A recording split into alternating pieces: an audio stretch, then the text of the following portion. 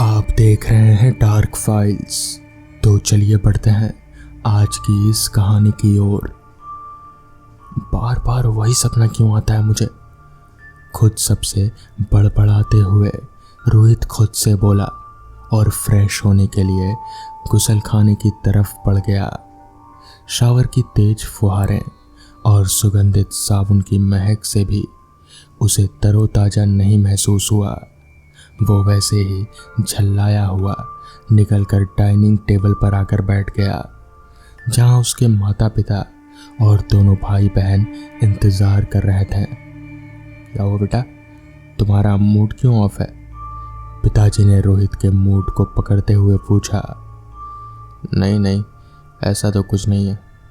लेकिन फिर उसने अपने सपने के बारे में बतला दिया। पापा, मैं एक अनजाने झील की ओर बढ़ रहा हूँ किसी इन्वेस्टिगेशन के लिए। एक बर्फ का बहुत बड़ा चट्टान अचानक टूटकर बह निकला और उसमें से कई इंसानी लाशें निकलने लगी। इसका क्या मतलब है?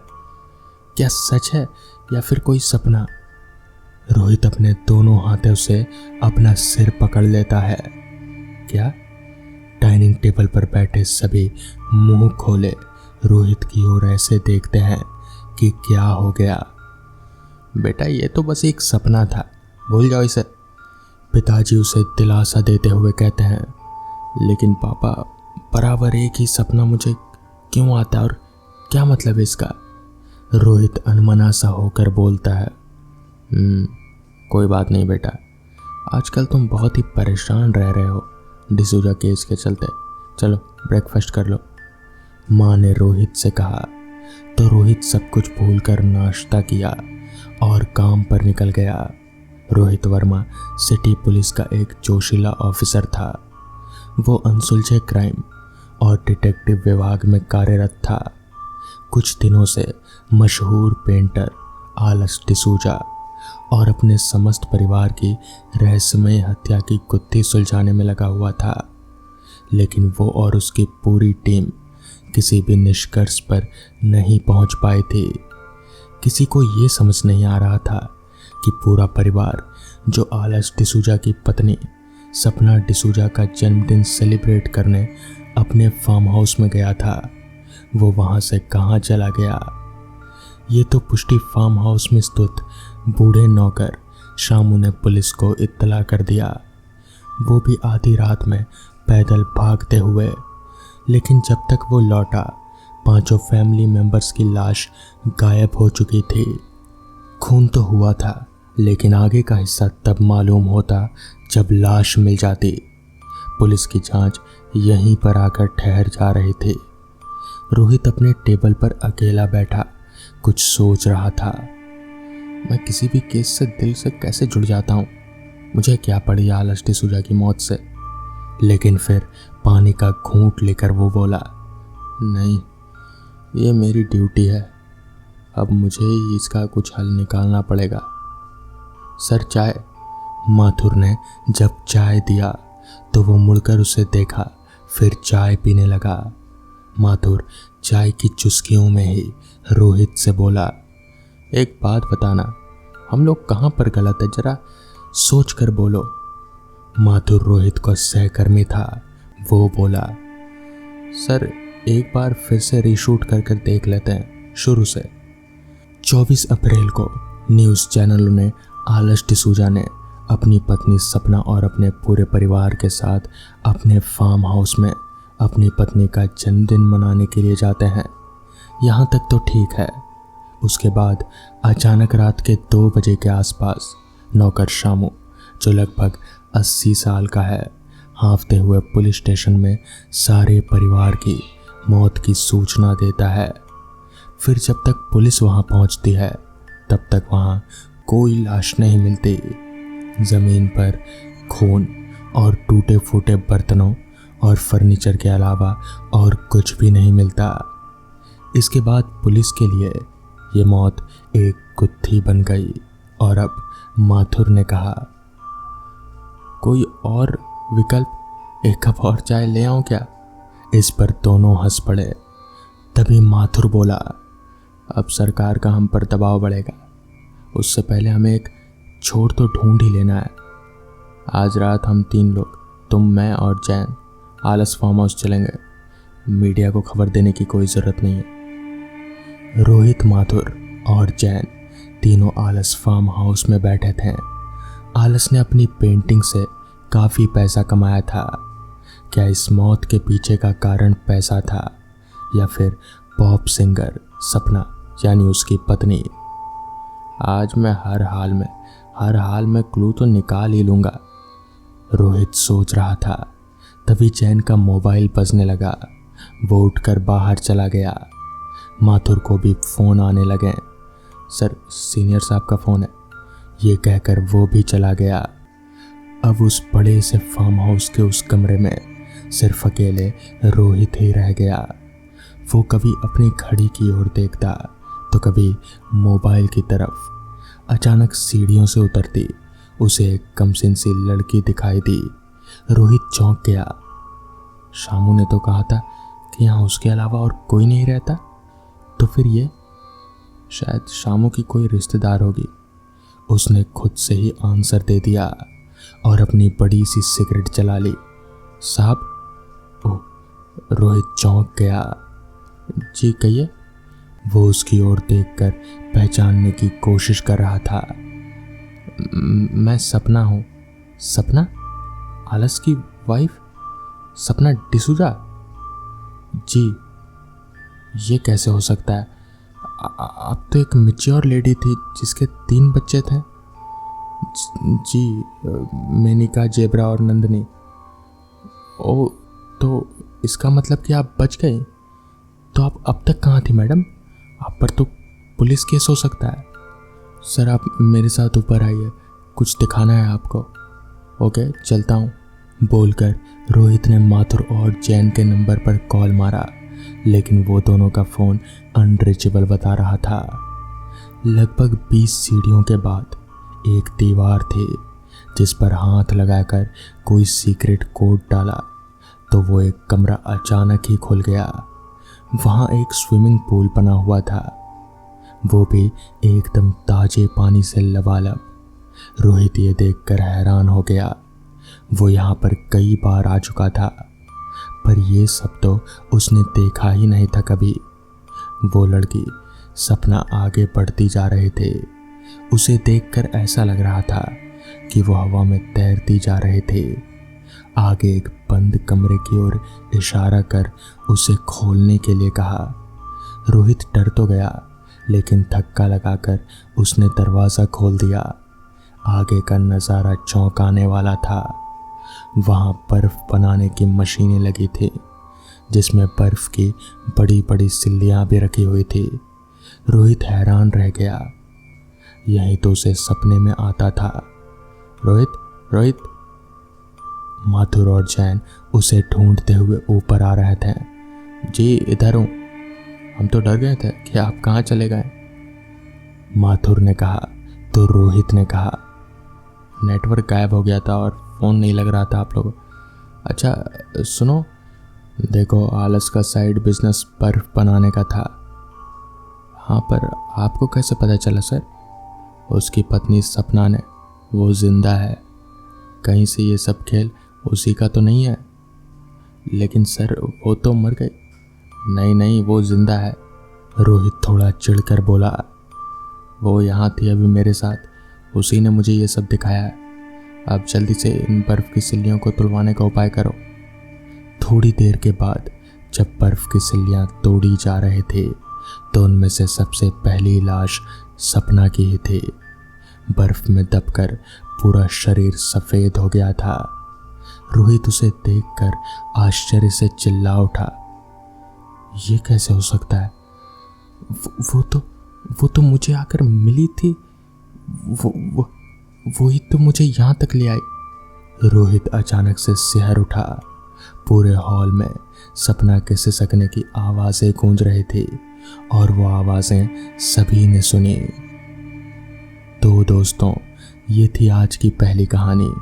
तो चलिए बढ़ते हैं आज की दूसरी कहानी की ओर। बरसात के दिन थे। मुझे एक शहर में किसी काम से जाना था। ऑफिस का बहुत ज़रूरी कागजात पहुंचाने थे वहाँ, इसलिए वहाँ ट्रेन से पहुंचा। पहुंचते पहुंचते शाम हो चली थी।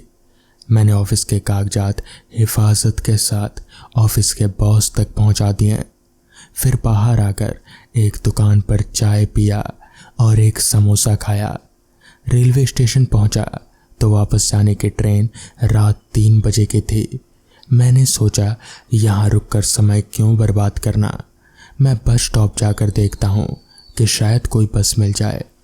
बस स्टॉप पहुँचा तो उन्होंने कहा कि रात 11 बजे की बस है। मैंने सोचा 3 बजे की ट्रेन से 11 बजे की बस तो ठीक ही है। इसी आपाधापी में शाम के 7:30 बज गए। मुझे भूख लग रही थी, इसलिए मैं खाना खाने के लिए एक रेस्टोरेंट ढूंढने लगा। बहुत खोजने पर बस स्टॉप से थोड़ी ही दूरी पर मुझे एक छोटा सा रेस्टोरेंट दिखा। मैं वहां पहुंचा और खाने का ऑर्डर दिया। मैंने सिर्फ दाल फ्राई और रोटियां ही मंगाई।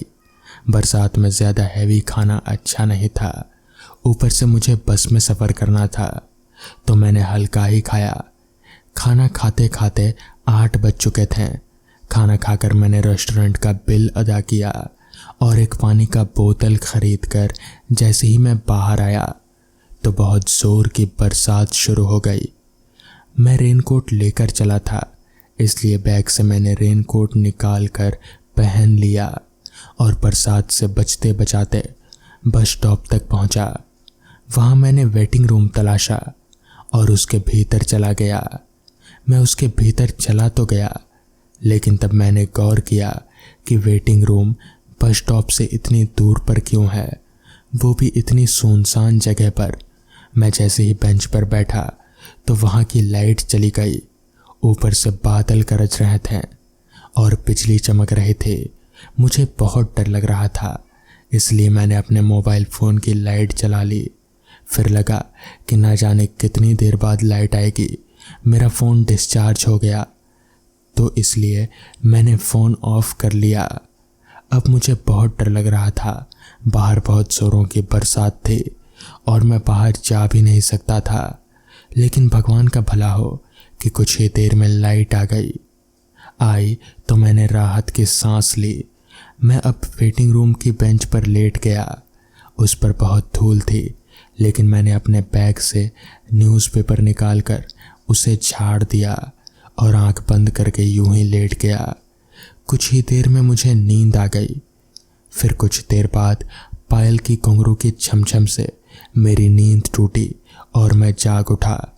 मैंने वेटिंग रूम के दरवाजे की ओर देखा तो एक लड़की सफ़ेद साड़ी में आई थी। उसने छतरी ले रखे थे। पहले उसने अपनी गीली छतरी को एक कोने में रखा और अपने गीले बालों से पानी झटकने लगी। उसने सफ़ेद साड़ी पहनी थी जो कि बिल्कुल गीली हो चुकी थी। वो बहुत ही सुंदर थी।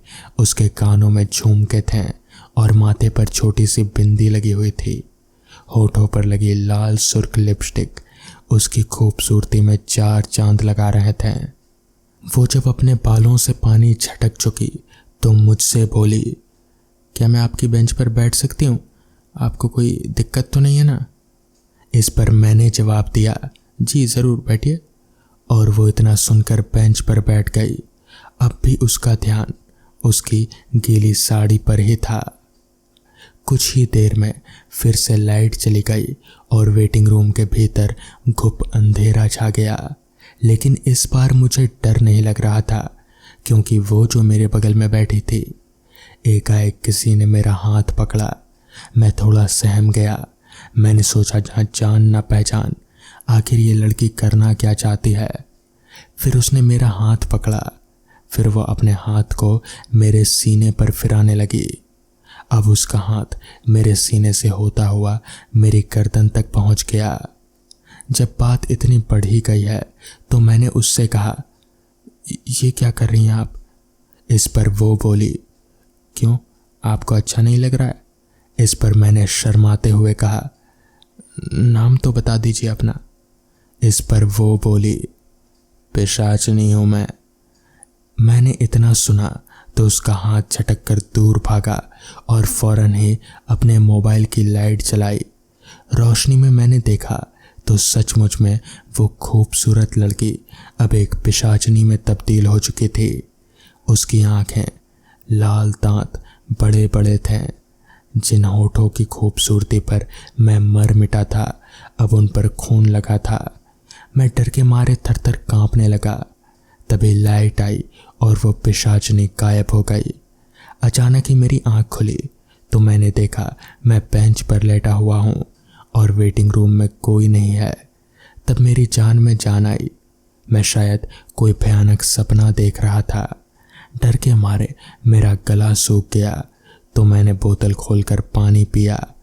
तभी वेटिंग रूम में बस स्टॉप का एक कर्मचारी आया और बोला, साहब आप यहाँ क्या कर रहे हैं? इस पर मैंने कहा, मेरी बस लेट थी इसलिए यहाँ आकर आराम करने लगा। लेकिन साहब अब ये कोई वेटिंग रूम नहीं रहा, ये तो बहुत पुराना वेटिंग रूम है। मैंने तो यहाँ की लाइट जलती देखी इसलिए बंद करने चला आया। वो कर्मचारी बोला। ओह, तो मैं गलत जगह आ गया, मैंने कहा। इस पर वो कर्मचारी बोला, हाँ साहब, कहते हैं कि इस वेटिंग रूम में कोई पिशाचनी आती है और लोगों का गला दबाती है। अब ये सुनकर मेरे होश उड़ गए और मैंने मन में सोचा, तो क्या वो मेरे सपने में नहीं बल्कि वो हकीकत में थी। और फिर मैं उस पुराने वेटिंग रूम से अपना सामान उठाकर बाहर आने लगा। तभी वो कर्मचारी बोला, साहब आप अपना छाता तो उठा लीजिए, इसे तो आप यहीं भूले जा रहे हैं। अब मैं तो बिल्कुल सुन्न था और मुझे होश ही नहीं था। उसकी छतरी वेटिंग रूम में कैसे आ गई? क्या वो सचमुच में यहाँ आई थी? अब भी जब कभी मुझे बरसात की वो रात याद आती है तो मेरे रोंगटे खड़े हो जाते हैं। तो दोस्तों, ये थी आज की पहली कहानी। तो चलिए बढ़ते हैं आज की दूसरी कहानी की ओर। मनोहर बड़े ही तेज कदमों से अपने घर की तरफ चल रहा था। आज उसे काम से लौटते हुए काफ़ी देर हो गई थी। ऊपर से ठंडी का मौसम, चारों तरफ कोहरा ही कोहरा। रास्ते पर उसके अलावा और कोई शख्स नजर नहीं आ रहा था। वो तेज कदमों से अपने घर की तरफ चलने लगा। कहीं ना कहीं उसे डर भी लग रहा था, क्योंकि ये वही रास्ता था जिसके बारे में गांव वाले अक्सर बात किया करते थे कि इस रास्ते पर आत्माओं का वास है। मगर मनोहर ने कभी ऐसा नहीं माना। वो कभी भी भूत प्रेत पिशाच इन सब चीज़ों पर यकीन ही नहीं करता था। उसका तो ये मानना था कि अगर वो मुर्दे हमें डरा सकते हैं तो हम जिंदा होकर उन्हें क्यों नहीं डरा सकते। मगर आज इतनी रात गए इतने सुनसान रास्ते पर ठंडी और कोहरे के बीचों बीच उसे कहीं ना कहीं डर लग रहा था। अब ऐसा भूत प्रेत की वजह से था या चोर उचक्कों की वजह से, ये वो नहीं जानता, मगर एक अजीब सा डर, एक अजीब सी सिहरन उसके पूरे शरीर में दौड़ रही थी। वो धीरे धीरे और कभी तेज तेज आगे बढ़ता जा रहा था। अभी वो आगे बढ़ ही रहा था कि तभी पीछे से उसे किसी के कदमों की आहट सुनाई दी। मनोहर का दिल एकदम से धक सा हो गया। वो पीछे मुड़कर देखना चाहता था मगर वो देख नहीं पा रहा था। उसे कहा गया था कि अगर कभी ऐसा सिचुएशन आ जाए तो वो पीछे मुड़कर ना देखे। मनोहर तेजी से आगे बढ़ने लगा। तभी उसे पीछे से एक आवाज आई, क्या हुआ, मुझे घर लेकर नहीं जाएगा? दिल दहला देने वाली और इतनी कर्कश आवाज सुनकर मनोहर समझ गया कि आवाज किसी इंसान की तो हो नहीं सकती। उसने एकदम से पीछे पलटा तो देखा एक करीब 7 फीट लंबा आदमी, जिसका चेहरा बहुत ही डरावना और उसके माथे पर 2 सींग थे। वो मनोहर को खा जाने वाली नज़रों से देख रहा था। तभी मनोहर ने अपने घर की तरफ तेजी से दौड़ लगा दी और भागते भागते सीधे अपने घर जाकर ही रुका। उस रात उसने किसी को भी कुछ नहीं बताया, मगर वो डरा हुआ था। उसने जैसे तैसे वो रात कटाई। रात भर उसे उसी आदमी के सपने आते रहे। मगर वो सब क्या था? मनोहर ने अगली सुबह अपने काम के दोस्तों को ये बात बताई तो उन्होंने बताया कि दरअसल उस रास्ते पर एक जिन्न का वास है।